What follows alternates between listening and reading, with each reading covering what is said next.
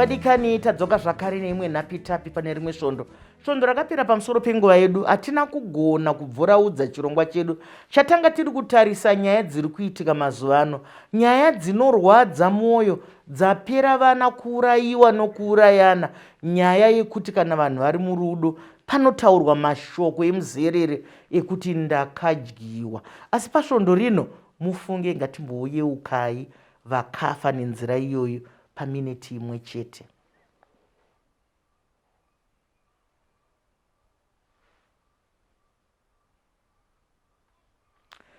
Mazvita kufa saka kuchitirwadza nekuti mhuri, hama neshamwari dzinosara dzichitambura. Regai ndikupei mukana uno wekuti muzvisume kwatiri. Ndinokutendai nokudzoka zvakare svondo rino, ndinokutendai nenguva yenyu. Tombotanga tichibva kuno. Ndinotenda Dr. Chisamba, makadiwa vatariri nevateereri. Zita rangu ndichakanetsa ruzvidzo. Ndinoshandawo kubandiko rinonzi Men for Equality Trust, uko tinoshandidzana nevanhurume nevanakomana tichida kuti tiumbe nyika yedu zvakanaka, tiri vanhurume nevanakomana vanonzwisisa kuti hakudiwi mhirizhonga uye tinofanira kuita budiriro kugadzisa nyika yedu. Tinokutendai nouvepo. Makadiko amadikani, ini Chinonzi Pastor Margaret Chabuka. Semazuva ese ndofunga munotozviziva kuti ndogara ndichikuyeudzirai kuti ndiri mufundisi, ndiri mudzimai, ndiri mai, ndiri mbuya, ndiri vatete. Tinokutendai nouvepo Pastor. Makadii Mai Chisamba, makadini mhuri yeZimbabwe nevakatandarika nenyika yose. Zita ndinoitwa Delight muchazondida, ndinoshanda nevechidiki pakurayirana tsika dzakanaka. Tinokutendai nyika yamangwana kana muri pano kudai. Tinoziva kuti mazera tinopora tichichinjana tichisiyanisa kuti zvisvike kwamuri. Nyaya yedu hatina kugona kuibvuraudza, inyaya inorwadza, saka tatanga nekuvayeuka. Chifungai kuti kana mai makagara mukona kunzi mwana wenyu waurayiwa nekuti wakadya munhu, kana baba makagara mukona kunzi mwana wenyu wakaurayiwa nekuti vakadyanana, zvakataurwa naPastor svondo rakapera kuti isusu tiri kupi vabereki, toita seiko? Ndikutanga nemiPastor, toita sei kuti vana vatinzwe? Nekuti mazuva ano ongororo netsvakiridzo iri kutaura kuti kuteererwa nemhuri inyasha. Mazvita Dr. Chisamba, nyaya yekurera chinhu chakaoma, kurera mwana kusvika asvika pakuti iye akura achiita imba yake, achiroorwa achiva munhu unonzi munharaunda, mukugarisana nevanhu, mwana wakarerwa zvakanaka. Hazvina kureruka. Ndinodaro nei ndichiti hazvina kureruka? Nekuti kutsiura mwana chaiko chaiko, kuudza mwana wako, kana kunzi kutora kashamu uchiita so, kubereki zvakaoma nokuti mwana uyu nomuda. Asi pane imwe inonzi tough love, kuda kuyako kuti unoziva kuti ndiri kumurova, handimurovi nekuti ndinomuvenga, ndiri kumutsiura, handisi kumutsiura nokuti ndakamuvenga handidi kuti afare. Vabereki vazhinji havagoni kugara pasi nevana. Mumhuri zhinji nyaya dzitauri dzakaita so. Kunogona kunzi munoona zvinoita nhingi mazuva ano, nhingi wakarasika mazuva ano, asi kuchiedza nhingi kugarisa apa kuti iwe Peter, izvi zvaunoita izvi, kudzoka manheru kwaunoita uko, uchifamba wakaita so, uchiita zvakati, vabereki vacho vanogona kuchitaura. Kana kuona kuti mwana wane zvakawanda, ungava mwana musikana kana kuti mwana mukomana, zvinhu zvaanazvo hazvienderani nezvaanowana, vabereki vacho hatizvitauri. Saka ndiri kuti vabereki vedu wenyangwe tikavatya zvedu, mwana wandakabereka akayamwa pandiri otyisei? Chero mukuru oita basa rakakura zvokuita sei, ungandityisa zvokuita sei? Asi ndiri kuzviitira ini ndogara ndichitaurira vanhu kuti kana uchirayira mwana uri kuitira iwe, ino handinoti selfish reasons, kuti mangwana mwana wangu akataurwa zvakaita nomwana ari kunze ndorwadziwa, chinhu chakaita chikaitika kumwana wangu ndinorwadziwa, saka ndinoita ini kuzvichengetedza, kuzviprotecta kuti zvisaitika kwandiri. Saka vana mai vana baba, kana muri kubhabhadzira henyu muchikana njera asi muchachema mangwana. Ndizvozvo mashoko echokwadi pano pachirongwa chokwadi chinoburiswa sedza chinobvuraudzwa. Hanzi tiri kuita utera, tiri vatera. Kana zviri zvekunzi munyika medu, mumhuri medu, munharaunda, tiri kurakidza utera. Nekuti nguva yatakakura isusu, kuzvara kwemumwe chokwadi kwanga kuri kuzvara kwako. Hapana mwana kwaaipoya nako. Kunyange vavakidzani vaitsura kuti mwana uyu anatse nharaunda, nekuti kuipa kwenharaunda, kuipa kwenyika, kuipa kwemhuri. imimi nyika yemangwana tiri kutonzwa kuti mazano kune vanozvikamura kuti ama 2000 amachakuti chiko isi tiri kuti munhu ngaumbwe apiwe hunhu uzere. Izvozvo Mai Chisamba, mashoko ataurwa namai vangu pastori panapa ndamada akanaka, asi kwaakufira chirahwe chedu kwakanyanya kuvana kunoko. Hatina kunzwisisa pai pamakati vana vedu ngavawane kodzero, kuti kodzero dzedu dzinogumira kusvika papi ndo chekutanga. Chechipiri tiri kuita chamuramba mhuru tofunga kuti kugona kumhanya. Kana uri mubereki usaudzwe kunzi ndine kodzero dzangu, uri munhu wauri kubikira sadza, munhu wauri kugezesa, nhumbi dzaari kuenda kunopepa nadzo vasikana ndiwo akatenga. Kwete vabereki vedu tiri kutokumbirawo, asi ndaakukumbirawo kune vacho vanonzi nyika yemangwana isusu. Mukuru hangaigari pfunde. Vakuru vedu vakatobva nako kwatiri kutaura, hakuna chavasina kuona Mai Chisamba nekupera kwezuva. Inini newe ngatigonei kuvanzwisisa, tigone kuvaremekedza. Chechipiri musoro wenyaya uri kuti murudo. Zvandifunga zvikandibata ndikati vanhu vazhinji havasi kuziva rudo Mai Chisamba. Vanhu vakupesanisa rudo runosumudza mhuri nebonde rechigume rinogumira ipapo nenhafu. Ndo chimwe. Chetatu kuvabereki vedu ndinoziva zvinhu zvakaoma, asi Mai Chisamba ukaona uchipiwa chishuga nemwana zvinotanga zviri zvidiki. Gona kubvunza mwana aya nemasamba, waita hako mwana wangu asava kuti wakuenda kubasa, abva kupi? Nekuti ukazoda kutanga kuramba yava motikari, ukada kuzoramba rava bhegi resimende, ko zvimwe zvawakatambira ku itsika yawakatoumbiridza, itsika yawakadiridzira. Chokwadi chiripo Mai Chisamba ndechekuti munhu ari kunza shuga mumba tsvigiri haanyatsotsuuriki. Dumbu rine utano hwaro nekodzero yaro yarinenge richida. Ungazogona kuti munhu atenga muriwo zvomuti nyama yatadya yange yachinaka zvayo, asi yatengwa nani? Ndaakukurovera zidhara riya, ndaakurovera zimbuya riya, hazvibudi zvakanaka.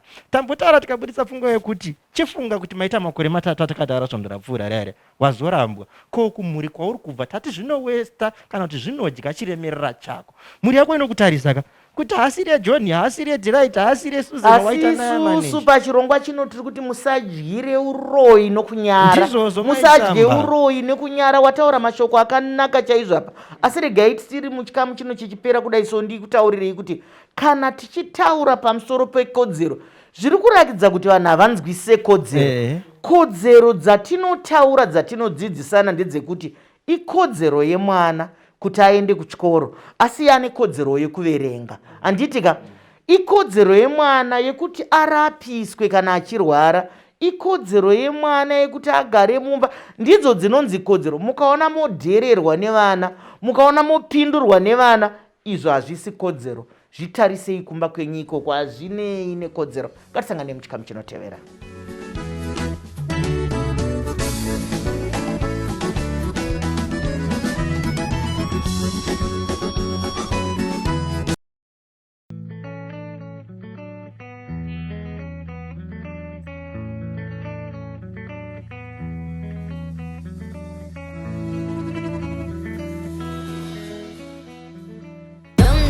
Take my power, power, power.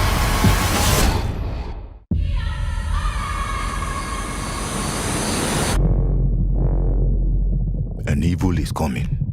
Are worth fighting for.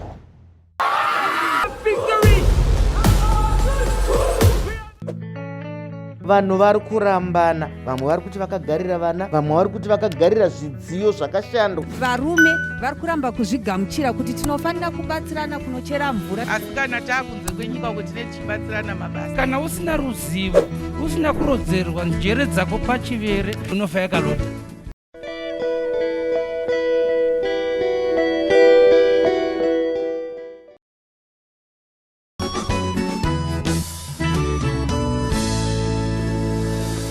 Vadikani, nyaya iri pano inorwadza. Nyaya iri pano, asi ndo zvatiri kutaura kuti kana tichitsurana murudo, tichidzidzisana murudo, hatipedzeseri tati ndo zvadii. Nekuti kana munhu achinge aine utera hwake, anenge achingotaura ndo zvadiko, ndo zvazodini. Kune mazita amunopanana atinogara tichingotsondora kuti mazita aya munoafira nokunyara. Ko kana wanzi bosi, unozonyarira kupi kana usiri bosi? Ko kana wanzi mbinga, unonyarira kupi? Ko vamwe vari kuzviti maslay queen. Ko slay queen chiko chinonzi slay queen? Zvaitwa seiko nai Ruzvidzo? Nhau yanetsa Dr. Chisamba ndeyekuti takuda kukwana kwana. Ndo chinhu chiri kuitika. Saka nekudaro nenhau yekuda kuti ndinzi bhosi Ruzvidzo, ndichawanikwa ndononanga kun'anga.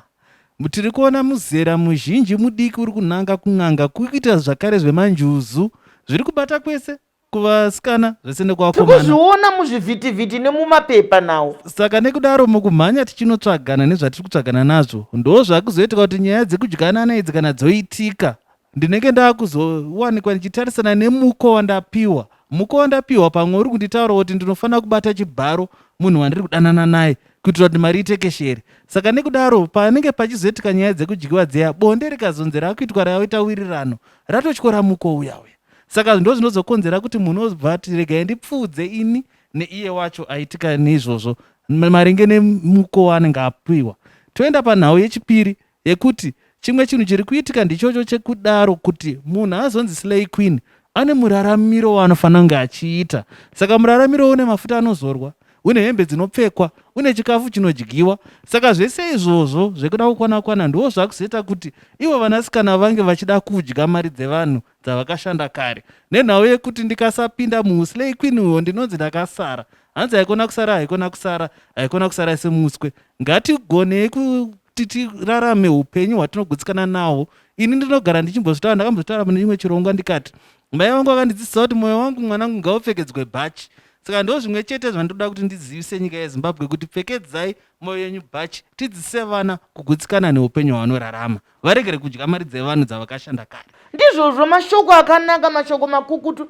Ukaenda kumarinda pasta, zvinorwadza. Died at 20, died at 29, died at 23. Atireve kuti rufu haruko, asi kune rumwe rufu rwatiri kuunza zvinodhaka. Vese vasikana nevakomana vari imomo, vabereki vamambotaura vaye tirimo. Izvozvi urombwa vana vakutsvaga zvinhu zvinokurumidza kuvapfumisa.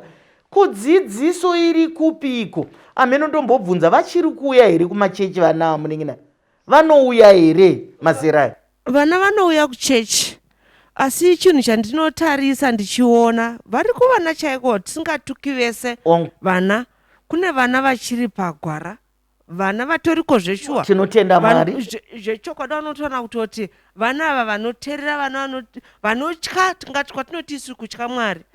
Kwozoita variya zvekuchechi ikoko, kune kumbunyikidzwa yatingati peer pressure yokuti ndiite chaita umwe ndoitawo, handidi kusaririra. Ndo chanyanya kurwadza pavana.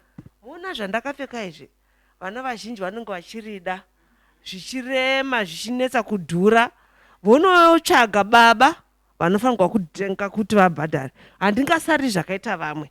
Saka chanyanya kunetsa kuvana kuda kuonekera kunzwe, kuti vanhu vandione kuti zviri kuita.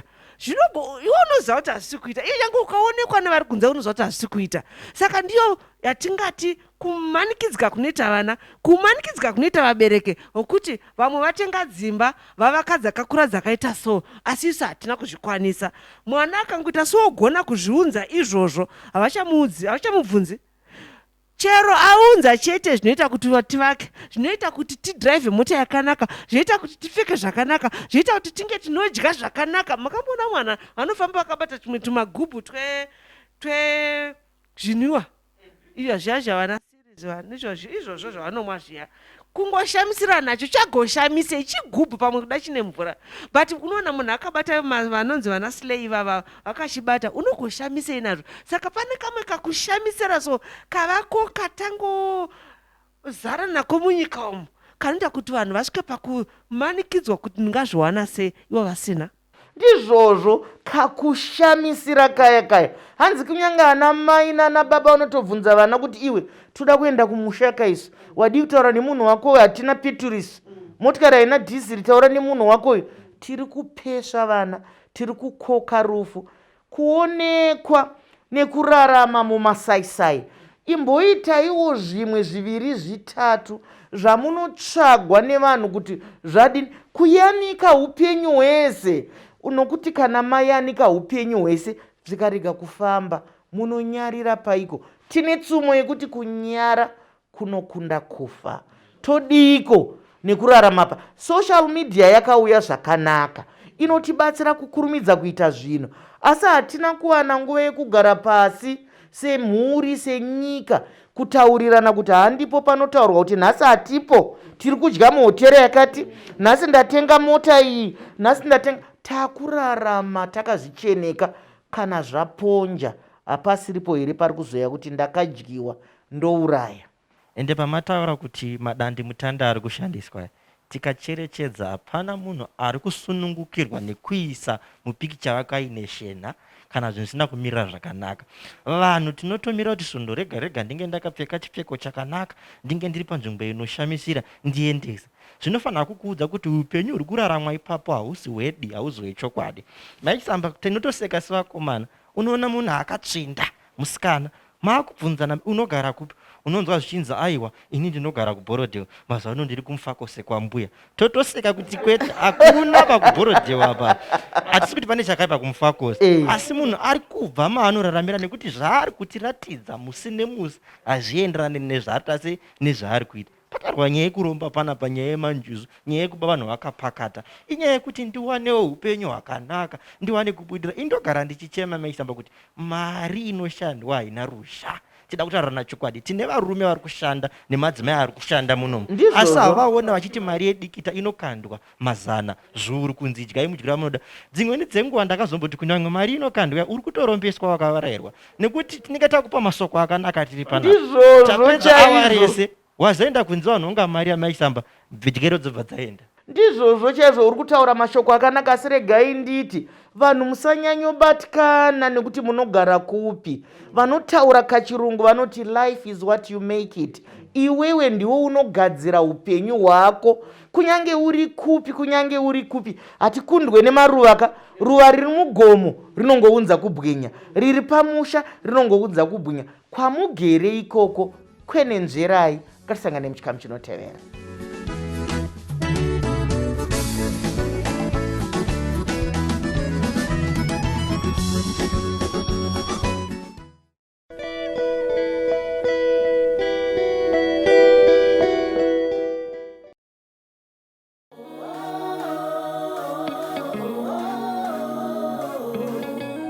You're beautiful, you're beautiful.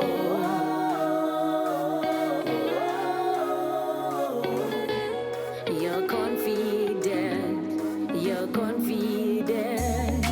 Kugeza nerunako narubili, gandare mvura nerubili. Kugeza nerunako narubili, gandare mvura nerubili. Mukoko mudiwa naka.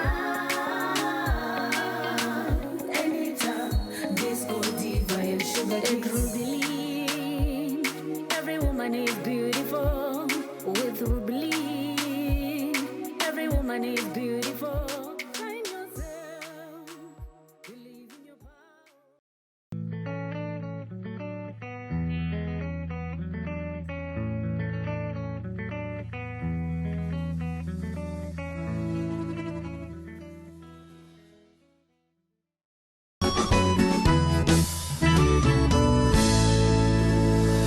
Vadikani, tasvika muchikamu chokupedzisira tiri muchirongwa Mai Chisamba Show, umo tiri kutarisa nyaya inorwadza.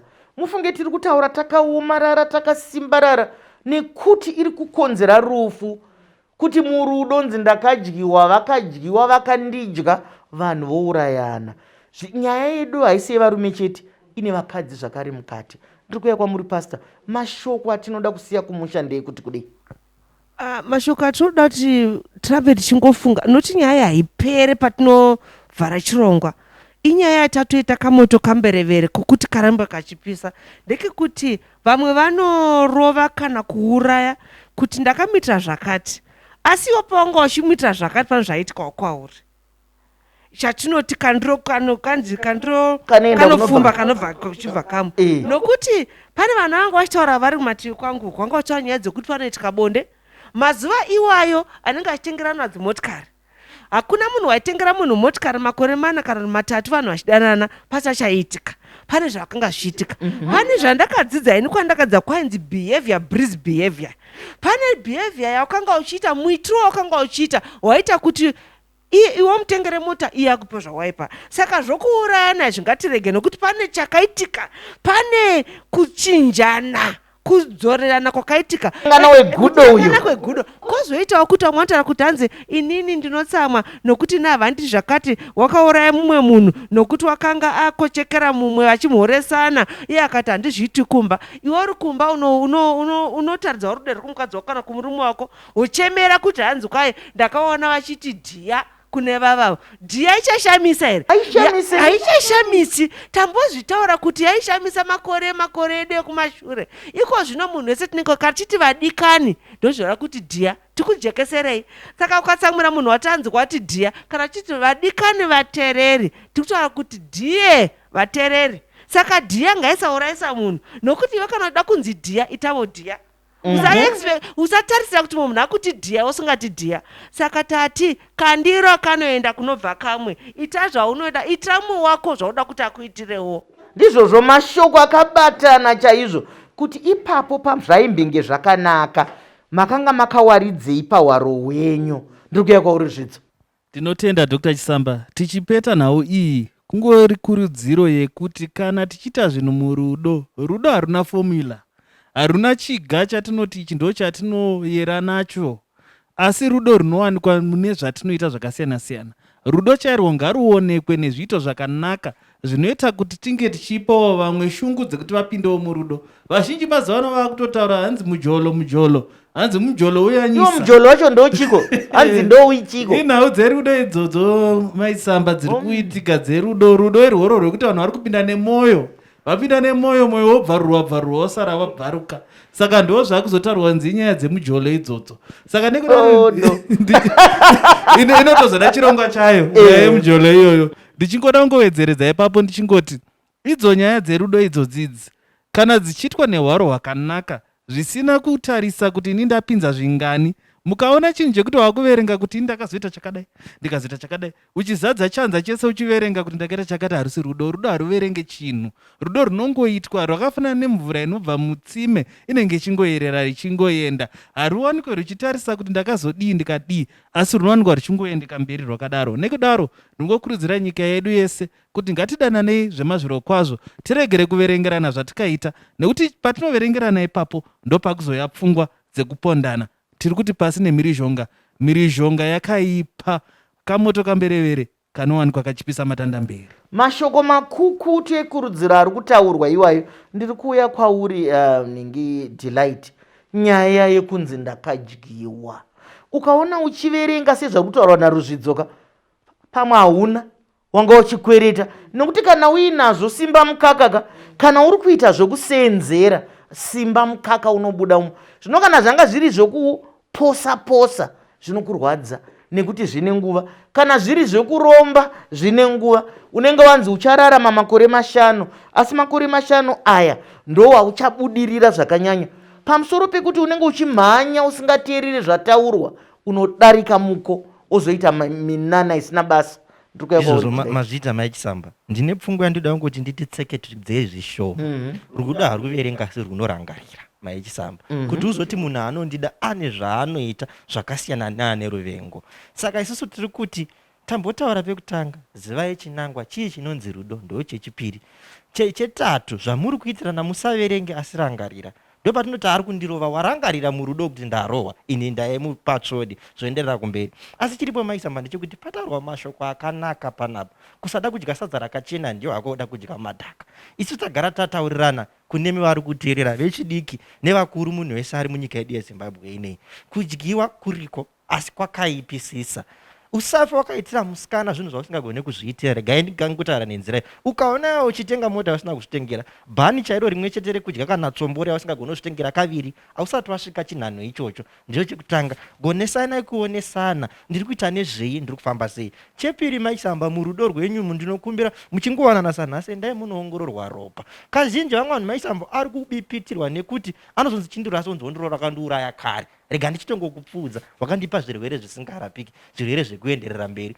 Chetatu Mai Chisamba, izvi nezvikafu zvatira kudya, kuna vanhu vekuti unomutora ari mwana mudiki pamutemo, asakura pamiri, harisisiri nyana akadhimba, kakuziva nebonde nezvese. Iyo nyaya painokora mutobva wati ndingaende kujeri ndiri ndega, regai ndiuraye. Saka kunewe nyika yamangwana, nyika yanhasi yakateerera, chekutanga haikona kunonokerwa. Zvambonzi kanga kupfurikidza sonda zvifarira izvozvo, kakumhanya ikako kabvise. Chepiri, gona kusanduka nekuzvisumudzira maisamba. Tinogara tichitaura kuti pane mari, pane ganda rakaguta panongooneka. Izvi zvekuti ndioneiwo machive nyika izvi ndo zvinotibarira matambudziko. Vabereki mataurirwa panapa zvakanaka, tsuurai vana venyu. Imi vana vacho tsuurikai. Tine dzimwe misha dzisina vabereki zvekuti tiraiti ndiye anenge anibereki vanhu vakafa nekuda kwezvirwere kana netsaona. Tsuura hanzvadzi dzako, tsuura vanin'ina vako. Mataura mukati nharaunda, kuzvara kwangu kuzvarira kwevamwe.